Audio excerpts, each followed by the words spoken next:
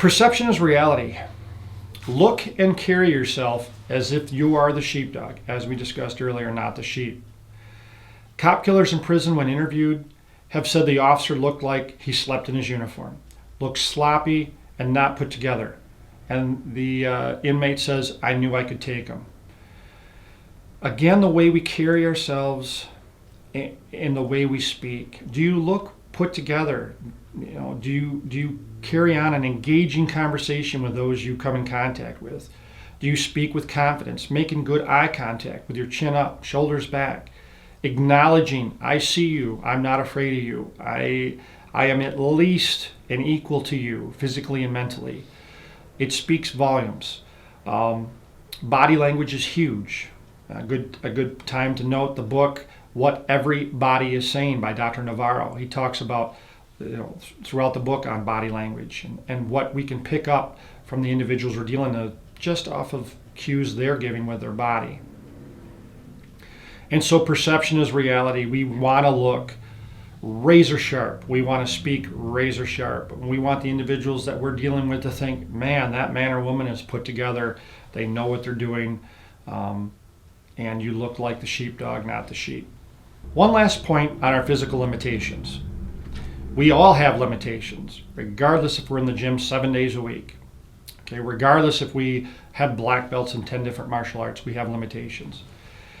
I can tell you that 2-on-1 or 3-on-1 fighting, whereas you have 3 bad guys attacking you or 2 bad guys, is a logistic nightmare. It is a horrible encounter.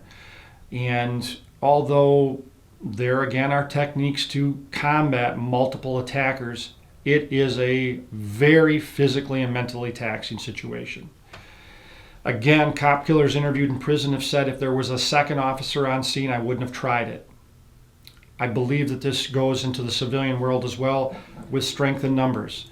If there was a second person with you, the chances are good that they would not have tried that attack, because that is yet another witness, another set of eyes, and another person to potentially have to control. If the environment that you're going to be working in or just even out and about in is an environment that potentially has risk, a bad part of town, a bad part of the day, such as between the hours of 10 p.m. and 6 a.m., having that second person with you, that strength in numbers, is highly recommended. So if I were to attack Madeline, come at her, and she had her pepper spray available, just like when we went downstairs, it is simply putting it in the hand of her choosing, whatever hand she feels she has the best dexterity with, and she's going to come on target with it.